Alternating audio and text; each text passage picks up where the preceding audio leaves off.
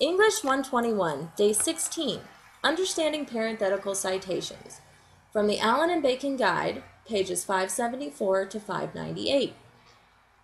In order to avoid plagiarism, it's essential to execute a documentation style that is consistent with the genre in which you are writing. Accurate source documentation not only helps other researchers locate your sources, but also contributes substantially to your own ethos as a writer. MLA style requires a connection between in-text citations, like parentheticals and author tags, and a bibliographic page, in this case known as a works cited. What this relationship means is that every source mentioned in the body of the paper must also be listed in the bibliography, and there must be a correspondence between the first word in each bibliographic entry and the name used to identify the source in the body of the paper, either in an attributive tag or in a parenthetical citation. So here we see the author's last name listed in an author tag, and then it is the first word of the citation on the works cited page.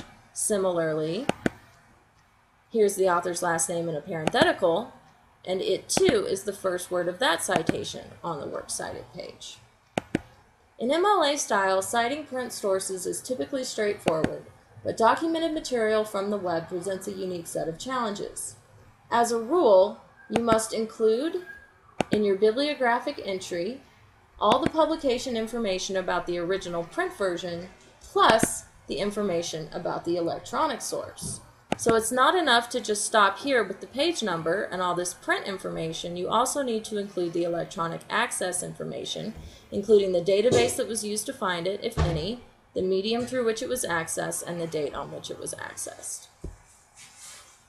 When downloading articles from a subscription service like EBSCO or ProQuest, remember that there are four main problems to be aware of.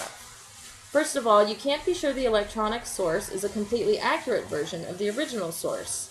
This is why it's great to find PDF versions of sources so that you can be sure that it's a direct photocopy or scan of the original.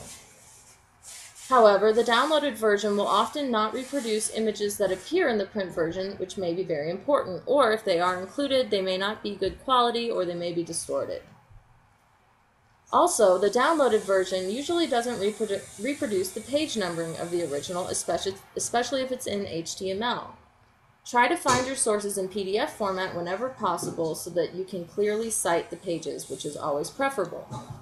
Finally, downloaded versions of sources don't usually contain the same contextual clues as the original, which makes them difficult to analyze rhetorically. So if I downloaded a magazine article, I wouldn't be able to see any of the advertisements or other articles included in that text, and therefore it would be difficult to decipher the angle of vision of the publisher.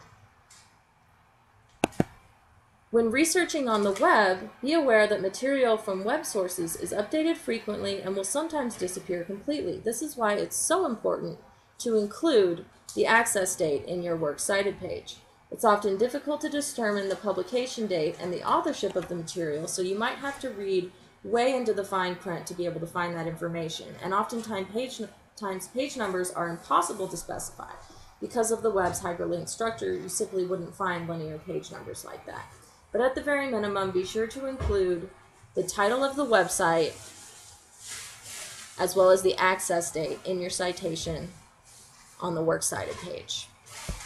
Follow these strategies and you'll be executing parenthetical citations effectively.